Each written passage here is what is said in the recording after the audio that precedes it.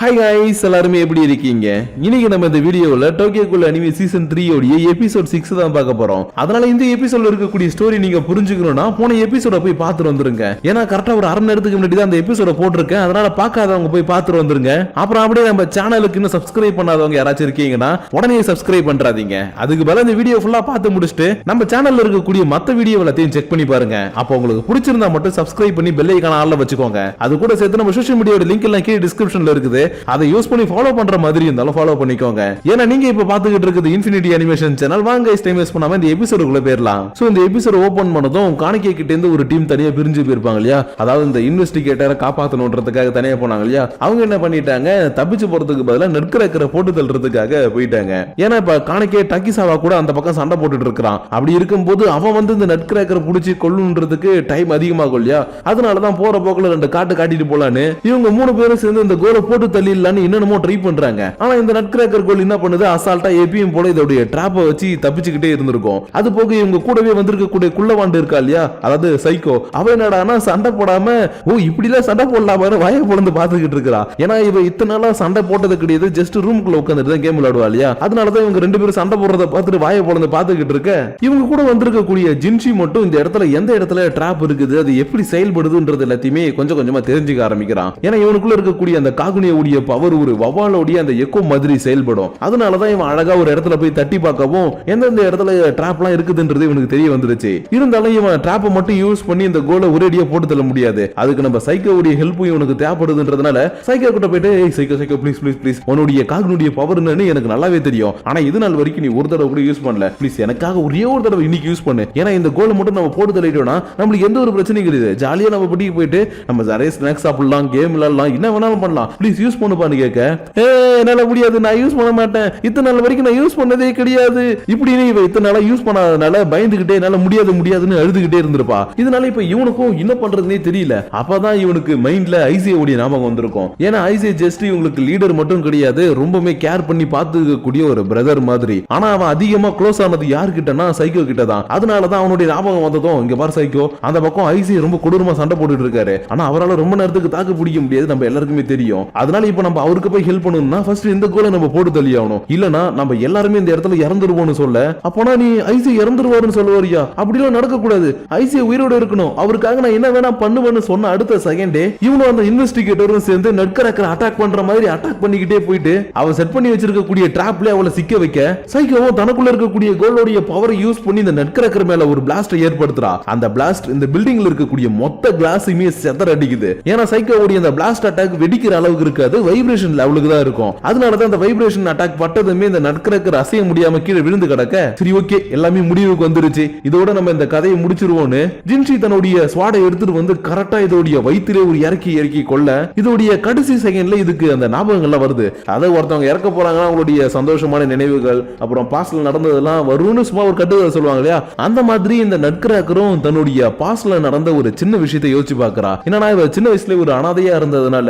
வசதியா வாழ்றவங்களை பார்த்தா இவளுக்கு ரொம்பவே பொறாமையா இருக்கும். ஏன்னா ஒருவேளை சோத்து கூட இவளுக்கு வழி இல்லாம ரொம்பவே கஷ்டப்பட்டு இருப்பா. அதனாலதான் அந்த விஷயங்கள் எல்லாத்தையுமே இப்ப நினைச்சு பார்த்துட்டு இங்க யாருமே பிறக்கும் போது கெட்டவங்களா பிறக்கிறதும் இல்ல, சாகும் போது நல்லவங்களாவும் சாவறது இல்லன்னு லாஸ்டா ஒரு டைலாக சொல்லிட்டு இவ செத்து போக, ஜின்ஷிக்கு இவ ஏன் இப்படி சொன்னான்னு சுத்தமா புரியவே இல்ல.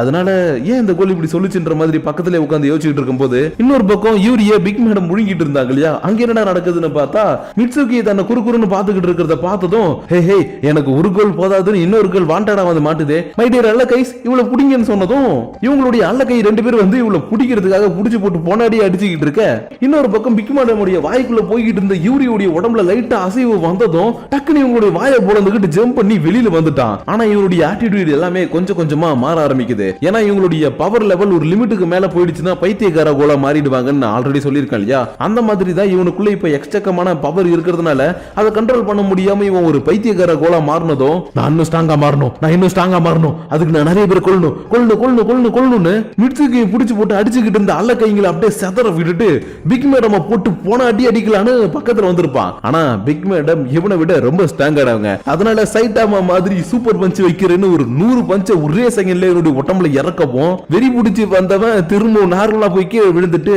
ஏன் எனக்கு மட்டும் இப்படி நடக்கணும், நானும் ஸ்ட்ராங்கா மாறணும், எல்லாரும் மாதிரி ஃபைட் பண்ணணும், ரொம்ப ஃபேமஸா மாறணும் தான் நினைக்கிறேன். ஆனா அதுக்கு காப்பாத்துறதுக்கு நான் பண்ற ஒவ்வொரு முயற்சியும் இப்படி வீணா போய்கிட்டே இருக்குது. ஏன் எனக்கு இப்படி நடக்குது? என்னால நான் நினைக்கிற மாதிரி ஸ்ட்ராங்காவே மாற முடியாதான்னு ஒரு சின்ன குழந்தை மாதிரி இவன் கூனி குறுகி அழுக ஆரம்பிக்க, இவன் பக்கத்துல இருக்கக்கூடிய மிட்சுகிக்கு இதை சொல்லி இவனை சமாதானப்படுத்துறதுன்னு தெரியல. இருந்தாலும் ஏதாச்சும் நம்ம ட்ரை பண்ணி இவனை சமாதானப்படுத்தலான்னு, யூரி நான் சொல்றத நல்லா கேளுப்பா, நம்ம எல்லாருமே ஃபேமிலி, அப்படி இருக்கும்போது நாங்களும் உனக்கு ஹெல்ப் பண்றோம், நீ மட்டும் தனியா இந்த இடத்துல கஷ்டப்பட வேணாம் அப்படி இப்படின்னு கொஞ்சம் டைலாக போட, வாய மூடு வாய மூடு வாய மூடு வாய மூடு, நீங்க இருக்கிறதுனாலதான் என்னால எதுவுமே பண்ண முடியல.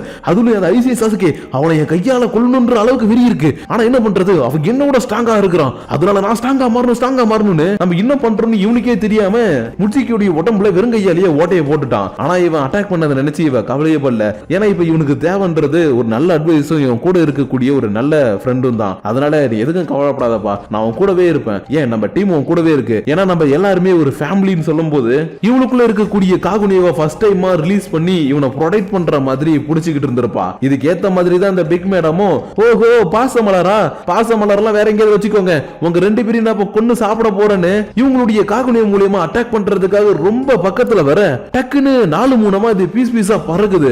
என்னடான்னு பார்த்தா இந்த இடத்துக்கு ஃபைட்டிங் ஸ்குவாட் வந்துட்டாங்க. ஃபைட்டிங் ஸ்குவாட்லாம் சொல்ல முடியாது, நம்ம சூசுவோடைய டீம் வந்துட்டாங்க. ஆனா இப்படி இவன் டீமை கூட்டிட்டு வந்திருக்கிறத பார்த்ததுமே இந்த பிக் மேடமால இன்னமும் தாங்கிக்க முடியல. ஏன்னா இவங்களுடைய வளர்ப்பு பையன் தானே இவன். அப்படி இருக்கும்போது தத்தெடுத்தவளே கொள்ளணும்னு நினைக்கிறியடா, உனக்கு மனசு இருக்காடா அப்படின்ற மாதிரி இவங்க கத்திக்கிட்டே ஓடிக்கிட்டு இருக்க, ஒரு இடத்துல சூசுவே டைரக்டா வந்துட்டு, என்னது நீங்க என்ன தத்தெடுத்த அம்மாவா? ஆமா நீங்க தான் என்ன தத்தெடுத்தீங்கல்ல. அது மட்டும் இல்லாம நிறைய பேர் சொல்லுவாங்க, டேய் அவ ஒரு சைக்கோடா, உன்னை ரொம்பவே யூஸ் பண்ணிக்கிறான்னு சொல்லிக்கிட்டு இருந்தாங்க. ஆனா நான் அதெல்லாம் காதுல வாங்கிக்கல. ஏன் தெரியுமா, நீங்க என்கிட்ட என்னதான் கொஞ்சம் சைக்கோ மாதிரி நடந்துகிட்டாலும் இன்னொரு பக்கம் ஒரு உண்மையான அம்மாவா தான் நடந்துகிட்டீங்க.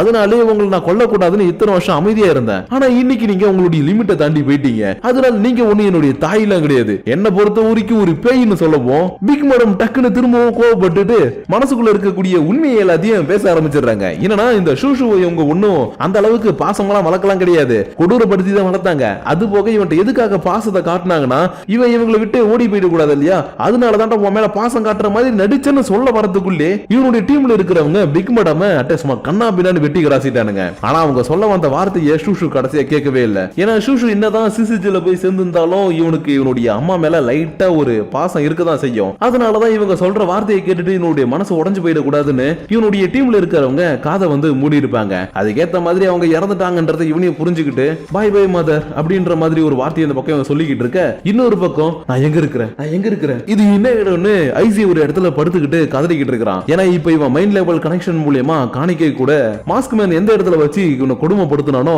அந்த மாதிரி ஒரு இடத்துல இருப்பான். சோ அதனால இந்த இடத்தை பார்த்ததுமே நான் எங்க இருக்கிறேன், நீ யாரு, நீ எதுக்கு என்ன அடிக்கடி வந்து டார்ச்சர் பண்ற, சொல்லு நீ யாருன்னு கேட்க, ஓ உனக்கு என்னமா புரியல, நான் தான் நீ தான் நான், அதனால உண்மையை ஏத்துக்கோ ஐசி, நம்ம ரெண்டு பேரும் ஒண்ணுதான், நம்ம ரெண்டு பேரும் ஒன்னா சேர்ந்தா இந்த இடத்துல நிறைய செய்யலாம். அதனால இப்ப நீ இருக்கிற நிலைமையில நான் சொல்றத மட்டும் தான் நீ கேட்டாகணும்ன்ற மாதிரி இவனை கொஞ்சம் மிரட்ட ஆரம்பிக்க, இல்ல நீ சொல்றது எனக்கு கேட்கல, ஏன்னா நான் எங்கேயோ ஓடிக்கிட்டு இருக்க மாதிரி சத்தம் கேக்குதுன்னு டக்குனு இவன் கண்ணு முடிச்சு பார்த்தா டக்கிசாவா இவனை புடிச்சு போட்டு போன அடி அடிச்சு அங்கேயும் இங்கே இழுத்து ஓடிக்கிட்டே இருக்கிறான். அது மட்டும் இல்லாம இவன் ஆரம்பத்துல இருந்தே இவன் கிட்ட அடி வாங்கிட்டு இருக்கிறதுனால, டேய் இன்னமும் வீரவசனம் பேசுன என்ன அடிப்பானே வாடா என்ன அடிடானு இவன் இந்த பில்டிங் ஓடிய டாப்புக்கு தூக்கிட்டு போயிட்டு உள்ள கடாசம் கரெக்டா ஆக்ஷன் நடக்கிற இடத்துக்குள்ள வந்து விழ, ஹேய் இங்க பாருப்பா நான் உன்னை கொல்லுன்ற எண்ணத்துல இந்த இடத்துக்குள்ள நான் வரல, ஆனா இப்ப எனக்கு உன்னை கொல்றதை தவிர வேற வழியும் இல்ல, ஏன்னா உன்னுடைய பிளட் ரொம்ப டேஸ்டா இருக்கு. அது மட்டும் இல்லாம உன்னை நான் கூட்டிட்டு போனா என்ன செகண்ட் பிளேஸ்ல வச்சிருவாங்க, ஆனா அந்த செகண்ட் பிளேஸ்ல இருக்கிற வழி என்னன்னு எனக்கு மட்டும் தான் தெரியும். ஏன்னா இதுக்கு முன்னாடி இருந்த ஹியூமன் ஃபார்ம்ல ஒருத்திக்கு கீழவே இருந்து அவளுடைய நிழல்ல வாழற மாதிரி வாழ்ந்துகிட்டு இருந்தேன். அதனாலதான் இதுக்கு அப்புறமா நான் அப்படி இருக்க கூடாதுன்றதுக்காக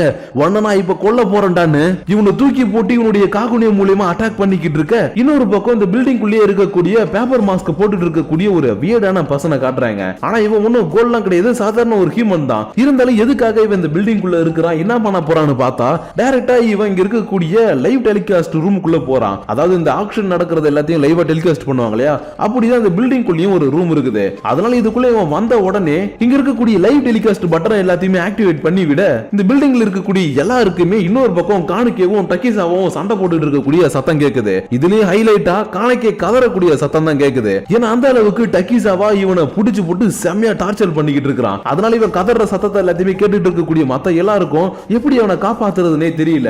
ஏன்னா அவங்க எங்க சண்டை போடுறாங்கன்னு உங்களுக்கு தெரியாது இல்லையா. அதனால அக்கிரமோட டக்குன்னு ஹெட்டுக்கு கால் பண்ணி அவங்க எந்த இடத்துல இருக்காங்க சீக்கிரம் ட்ராக் பண்ணி சொல்லுங்க, என்னால முடிஞ்ச ஹெல்ப் நான் போய் பண்றேன்னு கேட்கும்போது இவரு ஃபர்ஸ்ட் சொல்ல முடியாதுன்னு சொல்லிட்டாரு. ஏன்னா கோலா இருக்கக்கூடிய ஐசேவாலேயே இதை தாக்கு பிடிக்க முடியலனா சாதாரண ஹியூமன்ஸால தாக்கு கண்டுபிடிக்க முடியாதுன்னா இல்ல நீ அங்க போக தேவையில்லைன்ற மாதிரி சொல்லியிருப்பாரு. இருந்தாலும் இவங்க தான் அக்யூரோ மாடா வச்சு, அதனால எனக்கு என்ன ஆனாலும் பரவாயில்ல, நான் அவனை போய் காப்பாத்த போறேன், ப்ளீஸ் அவங்க இருக்கக்கூடிய இடத்த எனக்கு சொல்லுங்கன்னு கேட்ட உடனே ஹெட்டு அவங்க இருக்கக்கூடிய இடத்த சொல்லிட்டு காலை கட் பண்ண. இந்த பக்கம் காணிக்கைக்கு என்னடா ஆச்சுன்னு பார்த்தா திரும்பவும் காணிக்கை மைண்ட் லெவல் கனெக்ஷனுக்கு போயிட்டான். அதாவது இந்த இடத்துல நாக் அவுட் ஆயிட்டான் மொத்தமாவே. இதனால இந்த டக்கிசாவாவும் என்னடா அவன் செத்த பாம்பு மாரி கிடக்குறான், இவனை எப்படி நம்ம அட்டாக் பண்றதுன்ற மாதிரி பாத்துக்கிட்டு இருக்கும் போதே டக்குனு இன்னொரு காகுனி வந்து இவனை அட்டாக் பண்ணுது. யாரான்னு பார்த்தா ஹீனாமி தான். ஏன்னா ஹீனாமி என்னதான் ஐகிரி ட்ரீல சேர்ந்திருந்தாலும் காணிக்கை மேல ரொம்பவே பாசமான ஒருத்தி தானே. அதனாலதான் இவனும் காணிக்கை ஓடி அந்த கதறல் சத்தத்தை கேட்டதுக்கு அப்புறம் இவனுக்கு ஹெல்ப் பண்றதுக்காக இந்த இடத்துக்கு வந்திருக்கிறா. இதனால இவ வந்திருக்கிறத பார்த்த உடனே டக்கிசாவாவும், ஹே லிட்டில் ஹீனாமி, நீ எனக்கு ஹெல்ப் பண்றதுக்கு பதிலா எதுக்கு நீ அவனுக்கு ஹெல்ப் பண்ற, நம்ம எல்லாருமே ஒரே டைம் இவன் சொல்லவும், ஆமாமா நம்ம எல்லாருமே ஒரே டீம் தான், ஆனா இந்த மாதிரி பண்ண சொல்லி நம்மளுக்கு யாருமே ஆர்டர் கொடுக்கல, அதனால இப்படி எல்லாம் பண்ண தேவையில்லைன்ற மாதிரி இவ சொல்லவும், என்னது இப்படி பண்ண கூடாதா, நான் அப்படி தாண்டி பண்ணுவேன், ஏன்னா இவனை எனக்கு கொல்லணும்னு ஆசையா இருக்குன்னு திரும்ப வந்து அட்டாக் பண்ணலாம்னு பாக்குறான். இருந்தாலும் ஹீனாமியோடைய காகுனி கொஞ்சம் பவர்ஃபுல்லான காகுனின்றதுனால அசால்ட்டா இவனுடைய நெஞ்சியை போலந்து தூக்கி அட்டாக் டாச. இவன் மறுபடியும் எழுந்து நின்னுக்கிட்டு, ஹீனாமி நான் மறுபடியும் சொல்றேன், நீ எனக்கு கேட்காம அட்டாக் பண்ணிட்டே இருக்கல, அதனால எனக்கு இப்ப இதை விட்டா வேற வழி கிடையாதுன்னு இவனுடைய காகுஜாவை ரிலீஸ் பண்ணி இவ்வளவு புடிச்சு போட்டு போன அடி அடிச்சுட்டான். ஆனா இவன் இன்னமும் காணிக்கையை விட்டு கொடுக்காம நான் அவனை பாதுகாப்புன்ற மாதிரி நின்னுட்டு இருக்க.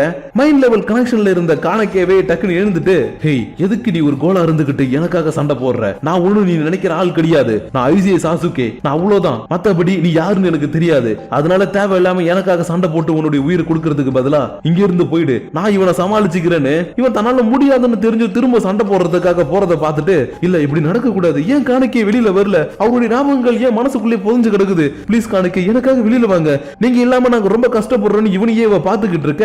டக்குனு இவன் என்ன பண்ணிடுறான், உள்ள இருக்கக்கூடிய காணிக்கைவை அன்னியன் மாதிரி வெளியில வாடான்னு கூப்பிடுறான். ஏன்னா இவன் ஐசியாவா இருக்கும் போது டக்கிசாவாவா சமாளிக்க முடியாதுன்னு இவனுக்கு நல்லாவே தெரியும். அதனாலதான் இவன் அட்டாக் பண்றதுக்காக போகும்போது மட்டும் உள்ள இருக்கக்கூடிய காணிக்கை எனக்காக ஹெல்ப் பண்ணுடான்னு கேட்கவும், இவன் லைட்டா அப்படியே பழைய காணிக்கையாவோ மாதிரி டக்கிசாவோ புடிச்சு போட்டு போன அடி அடிக்கிறான். ஆனா அடுத்த செகண்டே அந்த கேரக்டர் போயிடுச்சு. ஏன்னா காணிக்கை ஒரு அளவுக்கு கெட்டவனா இருந்தாலும் ஐசி ரொம்ப ரொம்ப நல்லவன். அப்படி இருக்கும்போது ரெண்டு கேரக்டருக்குள்ளேயும் சண்டை நடக்கும்போது நல்ல கேரக்டர் வெளியில வந்துருது அடிக்கடி. அதனால இப்ப என்ன பண்றதுன்ற மாதிரி இவங்க கூட சண்டை போட்டுட்டு இருக்கும்போது திரும்ப மைண்ட் லெவல் கனெக்ஷனுக்குள்ள இருக்கக்கூடிய அந்த காணிக்கையோட ஆல்டர்னேட்டிவ் இருக்கு இல்லையா, அது இவன் கிட்ட ஒரு சின்ன பையன் மாதிரி வந்து பேசுது. என்னன்னா இங்க பாரு, எனக்கு வந்து பொதுவா யாருமே கொல்றது பிடிக்காது, இங்க சமநிலைமை வேணும்னு தான் நினைச்சேன், ஆனா ஒரு கட்டத்துல எல்லாருமே எதிர்த்து போராடுறதுக்கு மட்டும்தான் நான் கையில வன்முறையை எடுத்தேன், ஆனா அது நம்மள ரொம்பவே கரெக்ட் பண்ணணும்னு எனக்கு அப்ப தெரியாம போயிடுச்சு. அதனால இப்ப நான் சொல்றதை மட்டும் தெளிவா கேட்டுக்கோ, நீ எந்த பக்கத்துல இருக்குன்றது முக்கியமே கிடையாது, நீ யாருக்காக போராடிட்டு இருக்குன்றது தான் முக்கியம்னு சொல்லவும், ஐசியாவா இருக்கிறவனுக்கு காணிக்கக்கூடிய மெமரி வரதுக்கு பதிலா நல்ல ஒரு கோலா இருந்திருப்பான் இல்லையா, அதாவது மத்தவங்களுக்கு ஹெல்ப் பண்ணணும், மத்தவங்களை காப்பாற்றணும், ப்ரொடெக்ட் பண்ணணும்னு இருந்தா இல்லையா,